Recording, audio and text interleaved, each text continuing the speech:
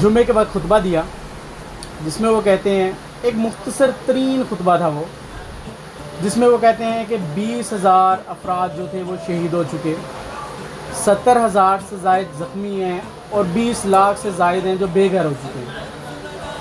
میں کس سے کہوں اور کیا کہوں؟ چلیں صفیں سیدھی کریں اور نماز پڑھتے ہیں۔ اتنا مختصر سا انہوں نے خطبہ دیا غزہ میں کہ مسلمان ممالک سے اب وہ مدد کے بھی امیدوار نہیں ہیں، اور ایک جگہ پہ لکھا ہوا تھا، کہہ رہے تھے کہ غزہ والوں نے بہت انتظار کیا تمہارا، اب جنت میں ملاقات ہوگی، خدا حافظ۔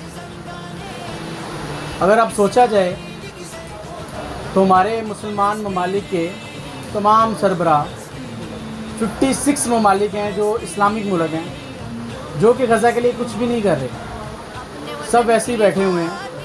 انہوں نے کیا جہاد کے بارے میں پڑھا نہیں ہے قرآن سے؟ یہ کہتے ہیں بیٹھ جائیں گے، اللہ کی طرف سے مدد آئے گی، اللہ کی طرف سے مدد آئے گی۔ دنیا بقدر ایفرٹ ہے بھائی جان، کروڑوں مسلمان موجود ہیں، کیا یہ اللہ کی عنایت نہیں ہے، اللہ کا کرم نہیں ہے کہ کتنا مسلمان دنیا میں پایا جاتا ہے؟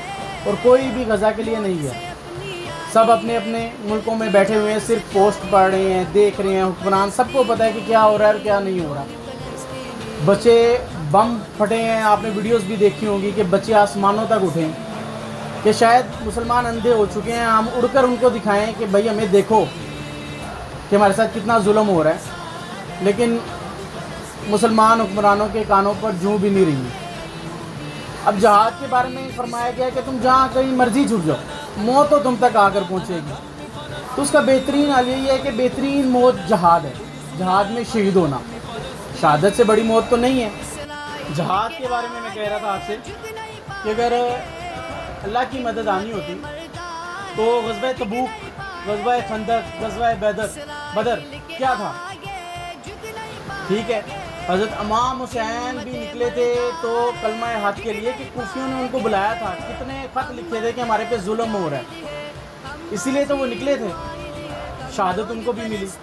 اب مسلمان حکمران جتنے بیٹھے ہیں کوئی بھی اس چیز پہ غور نہیں کر رہا، نکلے ہیں تو جتنے بھی ہم سنتے ہیں ایران کے نکلے ہیں، عراق کے لوگ نکلے ہیں، ان کی طرف سے ہی جو مذمت ہوئی ہے، عرب ممالک کی طرف سے کوئی مذمت نہیں ہوئی، پاکستان کی طرف سے کوئی مذمت نہیں ہوئی۔ اور پاکستان جب ایٹمی پاور بنا تھا تو فلسطین سب سے پہلا ملک تھا جس کو سب سے زیادہ خوشی تھی کہ یار یہ ملک ایٹمی پاور بن گیا، یہ ہمیں سپورٹ کرے گا، یہ ہمارے پیچھے کھڑا ہوگا، ہمارے مظلوموں کے ساتھ کھڑا ہوگا جب کل کو ہمارے اوپر مشکل وقت آئے گا۔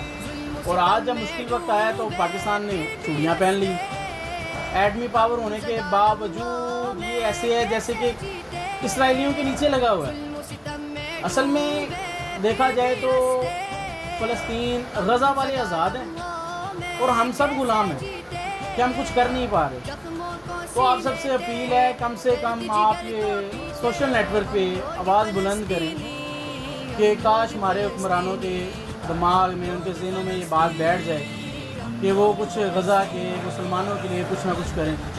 آپ سب سے دعا کی التجا ہے کہ غزہ والوں کے لیے سب دعا کریں۔ اللہ حافظ۔